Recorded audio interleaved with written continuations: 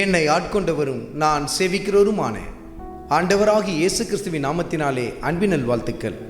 கிறிஸ்து இயேசுவுக்குள் மிகவும் பிரியமான அன்பு சகோதர சகோதரிகளே, நாளாகமத்தின் 2வது புத்தகத்தில் 32வது அதிகாரத்தில் 26வது வசனத்தில், எசேக்கியாவின் மனமேட்டிமை நிமித்தம் அவனும் எருசலேமின் குடிகளும் தங்களை தாழ்த்தினபடியால் கர்த்தருடைய கடும் கோபம் எசேக்கியாவின் நாட்களிலே அவர்கள் மேல் வரவில்லை. கர்த்தருடைய ஆவியான இந்த இடத்தில் நமக்கு சுட்டி காட்டுகிற காரியத்தை சற்று கவனித்து பாருங்கள். மனமேட்டிமை என்பது எதை கொண்டு வரும்? கர்த்தருடைய கோபத்தை கொண்டு வரும் என்று சொல்லி கர்த்தருடைய ஆவியானவர் சுட்டி காட்டுகிறார். அதே சமயத்தில் ஒரு மனிதன் தன்னை தாழ்த்த ஆரம்பிக்கும் பொழுது அந்த இடத்தில் கர்த்தருடைய கோபம் தணிந்து போகிறதையும் கர்த்தருடைய ஆவியானவர் சுட்டி காட்டுகிறார். எசேக்கியாவுக்குள் எதனால் இந்த மனமேட்டிமை ஏற்பட ஆரம்பித்தது?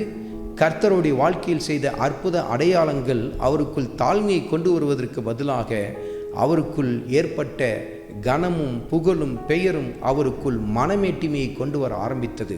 அதனால் கர்த்தருடைய கோபாக்கினை அங்கு எழும்ப ஆரம்பித்தது பாருங்கள். ஆனால் உடன்தானே எசேக்கியா அதை உணர்ந்து கொண்டு தேவ சமூகத்திலே மண்டியிட்டு தன்னை தாழ்த்த ஆரம்பித்தார்.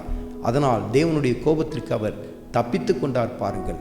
அருமையான மகனே, அருமையான மகளே, உன் வாழ்க்கையிலும் ஆரம்ப நாட்களில் மிக அருமையாய் நீ தாழ்ந்து கர்த்தருடைய சமூகத்திலே உன்னை தாழ்த்தி நீ ஜெபிப்பாய், பல காரியங்களில் தாழ்மையை வெளிப்படுத்துவாய். அருமையான மகனே, அருமையான மகளே, உனக்குள்ள உன் படிப்பை குறித்தும் உன்னுடைய குடும்பத்தை குறித்தும் அல்லது உன் கரங்களில் இருக்கிற வேலையை குறித்தும் செல்வ செழிப்பை குறித்தும் உனக்குள் பெருமை ஏற்பட்டு கொண்டிருக்கிறதா?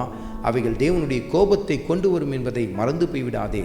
எசேக்கியாவை போல கர்த்தருடைய சமூகத்திலே உன்னை தாழ்த்த ஆரம்பி, கர்த்தருடைய கரங்களிலே கிருபையை பெற்றுக்கொள்ள ஆரம்பிப்பாய். ஆண்டவராகிய இயேசு கிறிஸ்துவின் கிருபை உங்கள் அனைவரோடும் கூட இருப்பதாக. ஆமென்.